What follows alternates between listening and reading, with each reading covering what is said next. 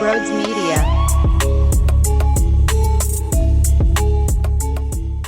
All right, ladies and gentlemen. Sad times in Sixers land. I'll explain why. Although, I think you all know why.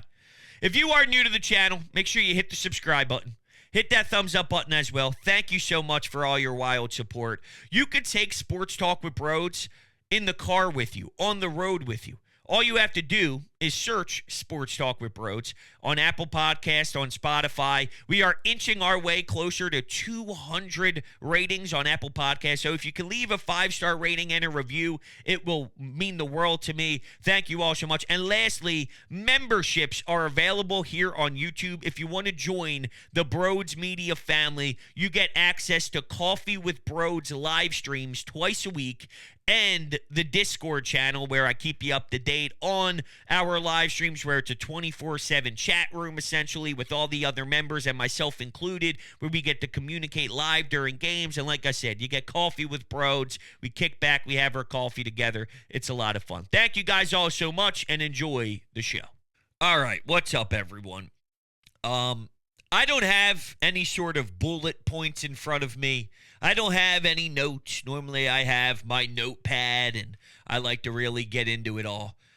Today's a little different. I got my cup of coffee. It's Friday morning. We're waiting for a Phillies Diamondback series to start tonight in Philadelphia. What is surfacing around the sports news today is Daryl Morey, is Shams and his report on Thursday, which was in reference to the Sixers not being as in on Paul George as maybe they were at one particular time.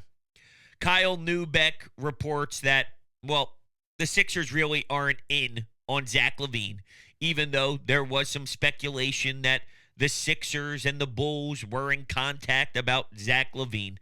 This is the time for smokescreens. I don't necessarily believe that the Sixers all of a sudden don't want Paul George. Maybe they are aware that Paul George wants to stay in LA and he wants nothing to do with the East Coast. So you're trying to save face publicly and act as if, well, I mean, we didn't want you anyway. We weren't even really considering you as much as you would want us to think we were considering you. Or it's all just a play publicly to try and leverage public perception. I don't know. This is what I do know, though. I don't care anymore. And it's a bad place to be. There have been Sixers fans that have gotten to this feeling 2 years ago, 3 years ago. I'm normally the last one to crack. So when I crack, you better wake up, Sixers. Okay? When I crack, when I say whatever, well, then there's not many left. I'm not sitting here today telling you I want to trade Joel Embiid because I don't want to do that. I still stand with my original belief that you take as many cracks as humanly possible with Joel until the second he demands a trade, because you don't find that type of talent anywhere. Maybe I'm hurt because I just watched Al Horford, the biggest fraud in NBA history. Second biggest fraud in NBA history. I won't relate him to Ben Simmons, but the second biggest fraud in NBA history is about to go on a parade in Boston today to celebrate his championship, and maybe that's hitting me in my feels. I don't know.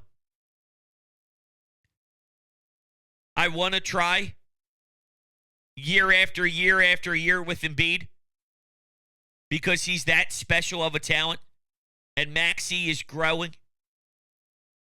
But I'll tell you what. Whatever. Paul George. Okay. Lavine, that would make me sick in a bad way. Is that really going to help you win a championship? OG. Yeah. Marketing. Fine. And I might feel differently in December, in January, in February. I'll put my hand up. I might feel differently. I might get sucked right back in. And knowing my personality, I probably will if they're playing good ball. If Nick Nurse has a squad and a roster that is competent and they're winning 50-plus games and they're top 3 in the Eastern Conference, maybe I believe that it's worth giving them a chance. Why not? They had the Celtics on the ropes in Game 6 in South Philadelphia with James Harden a few years back, and they had wide open looks to win it all, and they ended up failing miserably, and then they failed miserably in Game 7 on the road and had a tragic loss, but they were right there. Now, one of the talking points around the NBA is it's hard to win, but once you win, it's easier to win again. And I bring that up because, well, I'm referencing a Celtics team that never got over the hump yet. Now that they got over the hump, it does tend to get easier to win it multiple times compared to other sports, right? You win one, maybe there's a 3-year window to keep cashing in. Or it could be similar to Milwaukee, or it could be similar to Denver. I don't know. I guess everybody thought that the Denver Nuggets were the obvious selection coming out of the West once they won, and now we're watching the Dallas Mavericks with Luka and Kyrie Irving. So who knows? Maybe it is just one. Maybe that Jason Tatum finally got to take his stupid little pictures and got to try and remake his Kevin Garnett moment, which was so corny. I mean, seriously, you go through all of the historical moments in the game and try and replicate it, and it's not organic. The reason why those moments were special is because it was organic. You can't force it. He forced it, and it sucked. And I've never seen someone get such a long leash in regards to superstars who are so inconsistent. My God. I like Jason Tatum, the person. I do. I don't think he's a bad dude. I like the way that, he walks around with his child and the father that he is. I like that. I do. There's no way you can knock that side of Jason Tatum. But my God, can he go 0 for 26 and still get praised for all of his stuff, while Joel Embiid can shoot 12 of 14 from the field, knock down 10 free throws, score 47 points, but he had 4 turnovers, and he's the worst NBA player to ever exist. I've never seen a superstar get so much wiggle room to maneuver out of piss-poor play. But guess what? You got Drew Holiday. You got Derek White. You got these savvy pieces. And if the Sixers are trying to bring back some veteran players, Kyle Lowry, Batum, Kelly Oubre, is that the Sixers version of those veterans? Because I took calls on WIP last night, and I kept hearing we got to go with a youth movement. I don't want to spend a max contract on an older individual, on an older player, someone hitting 34, 35, 36, 37. Is that really where we want to allocate our resources to and spend all of our money there? And I don't. I think you're overpaying Paul George. You're not going to get max contract results, and you'll be paying a max contract salary. So, no, I don't want to. But youth movement isn't where you go here. Tell me the last time a youth movement won you a championship. It doesn't. And the window to do this is now. You have to try and squeeze everything out of this Joel Embiid tenure. So if you had to weigh 3 options here, and I'm just throwing this out loud, honestly. Option 1, you reset. Option 2, you overpay someone who has a big name, is a good player, but not a great player. You might get a good player, but if Joel Embiid is a great player, and if Maxey is ascending into a great player, and you get a good player for your third star that won't give you 0 in a closeout game, earning max money like Tobias Harris did, Maybe it works. Maybe I'm not giving that enough credit. But because I'm so broken, it's hard to believe that that will succeed, that that will be the answer. But that's option number 2. And option number 3 is going after the C tier level of guys and grabbing a ton of them so you build a deeper team. Whatever. I hate to say that. I really do. I despise that. And for years, I really hated when fans took that approach. And at the time, we weren't here yet emotionally. So after years 1, year 2, year 3, there should still be belief. But now, hearing all the rumors and the Lavine, I mean, I know people are shutting it down. But imagine, and I don't believe everything that's being said because, well, this is the time for drama. This is where the NBA starts to create all the controversy, and you got 7,000 different reports. He said, she said, agents releasing info. Dude, the other day, Rich Paul made a comment about pretty much admitting that I have all the power here. If LeBron James wanted Bronny to be drafted by the Lakers, I would make sure that that happened. And they're trying to play the leverage card that they don't really care where Bronny goes and this and that. But he openly admitted, listen to me. I have so much power that if I wanted to, I'd make it happen. Okay? So this is the time of the year for a bunch of bonkers storylines and reports and declining reports and, defending organizations and all that stuff when it comes to media members. Could you imagine frickin' Zach Lavine here? Snooze. Brandon Ingram. Whatever.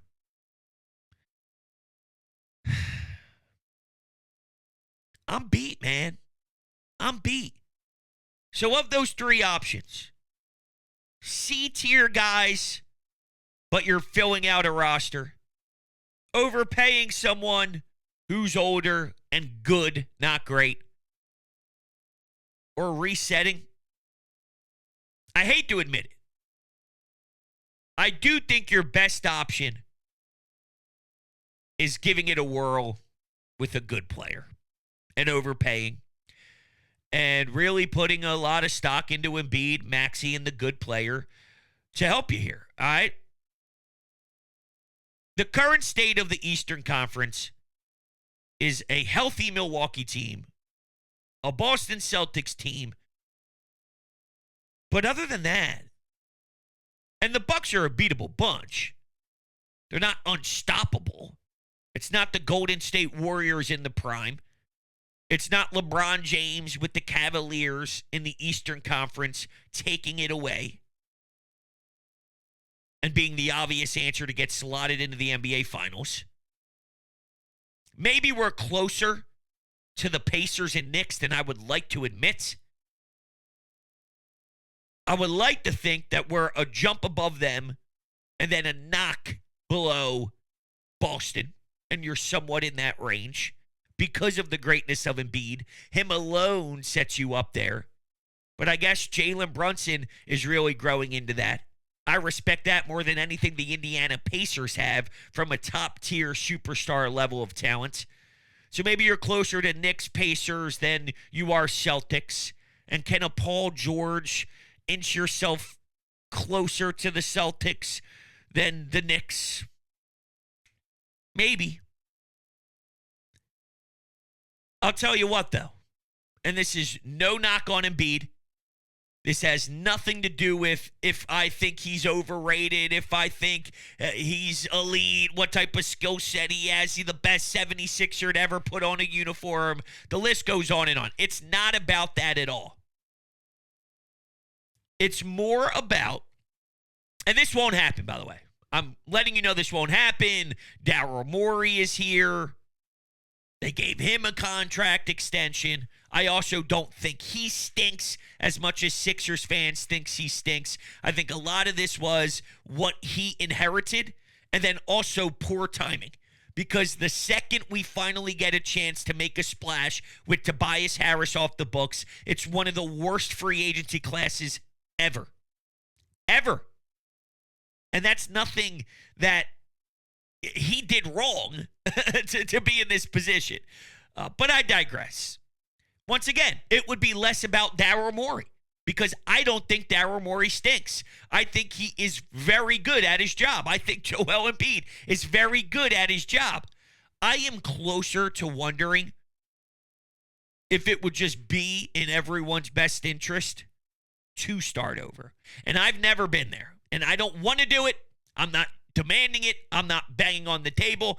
I'm letting you know right now, if I had to choose from the three options I laid out, I would choose trying to get someone who's good and overpaying them a little bit. Paul George, I'd go after that compared to blowing it up and compared to the role player vibe, which I was once considering, and I am removing myself from that because it hits a certain cap. I think you max out somewhere. And maybe you max out somewhere with overpaying a good player, max contract money. That might cap out somewhere too. But I do know that Paul George can have moments. I think. And I'll take that risk, I guess. I'm closer to wondering, would it be in everybody's best interest to blow it up? And I've never been there before. I'm not fully there yet.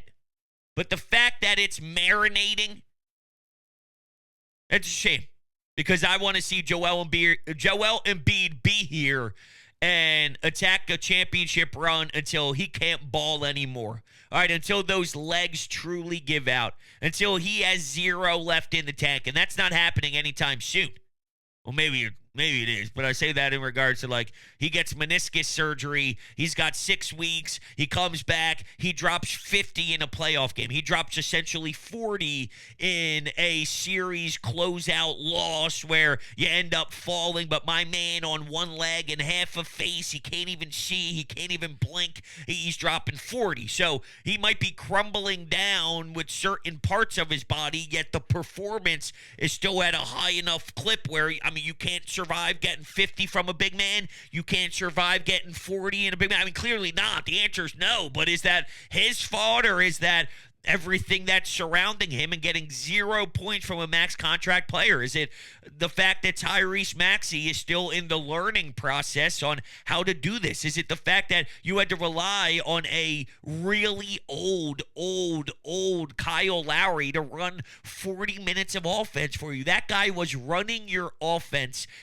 down the stretch. He got picked up with barely any of the season left. He was this veteran guy who's hanging around on the streets, and you now have to plug him in to 40 minutes of running your entire offense. It's a disaster. Seriously, it's a disaster for that to be the case. And Kelly Oubre, I'm sorry. Kelly Oubre is not a starter on an NBA championship caliber team. And now you're going to have to pay him more money. You're not getting the luxury of utilizing veteran minimum money to throw his way and then getting better value, right? It's great value. You're barely paying him. He's a starter. Fine, you can live with that. But what happens when he's actually generating some cash flow into his bank account and you got to pay him? It's perceived differently. Whatever. That's the theme of the show. It's a shame. I need some coffee. So I'm going to take a breather here. I'm going to move my mic, take a sip of my coffee.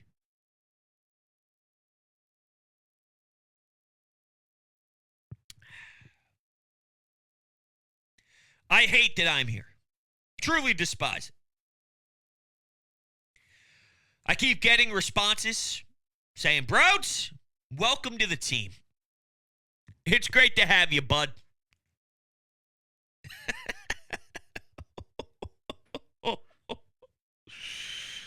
Oh. John on on Twitter said, Brodes, they did this to me a long time ago. JK says, welcome to the club. Robert says, I have been there with the 76ers since they lost Game 7 to the Hawks. Ever since then, I just can't get worked up about them. See, I got worked up about them at that time. Oh, trust me, I had plenty of emotions left. I have plenty of feelings, plenty of thoughts. That was the downfall of the Ben Simmons saga. So there was so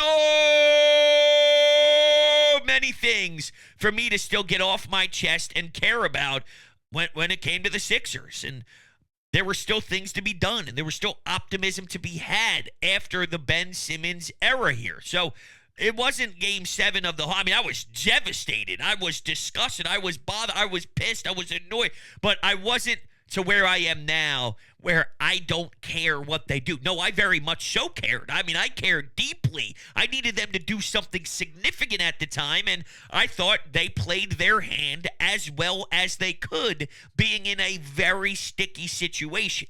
I know the James Harden thing ended up dragging out at the end, and you needed to move on from them, and you didn't get maybe the substance that you wanted or the length of time that you wanted, and for him and Joel Embiid to run it back for a few years, it wasn't pretty. But neither was Ben Simmons. It wasn't pretty. I mean, couldn't shoot a basketball.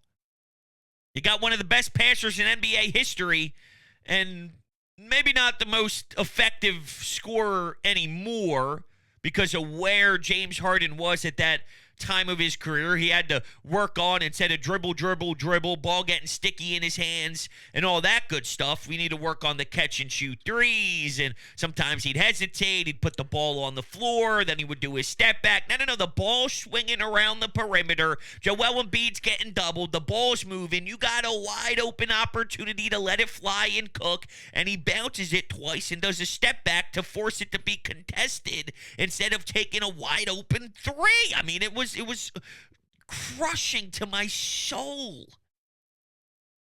But based off of where you were with that current situation, there was still some left in the tank.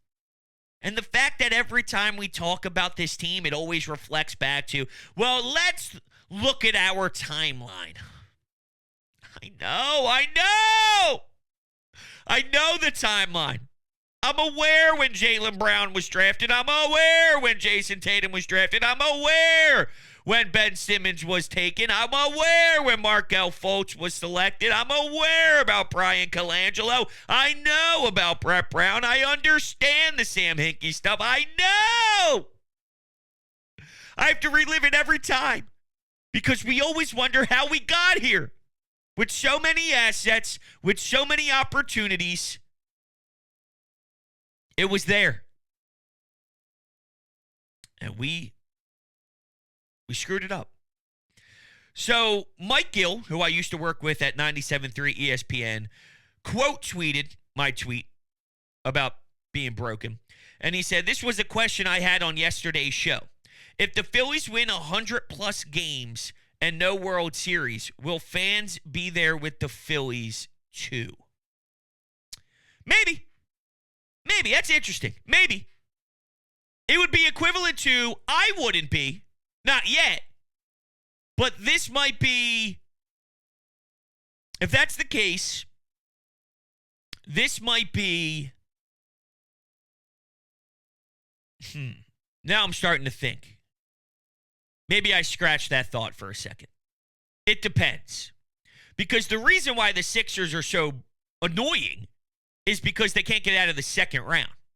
If the Phillies win 100-plus games, lose in the World Series, so it would be 2 World Series runs in 3 years, and losing an NLCS Game 7, 1 win away from what would be 3 straight World Series appearances, they're getting there. If the Sixers were getting to the NBA Finals and they lost, if they were getting to Game 7 of the Eastern Conference Finals and getting to the NBA Finals 2 out of 3 years and then losing And in one of those years, recognizing that the Astros were better than you, if you lost to a LeBron James team that was in the West who were better than you, the Sixers got to the finals and lost in 6 games, it's not the same because they're getting – now, if they lose in the NLDS, if they lose in the NLCS in 4 games and get swept and get their asses kicked, and they fail again to a team that maybe they should beat like we witnessed against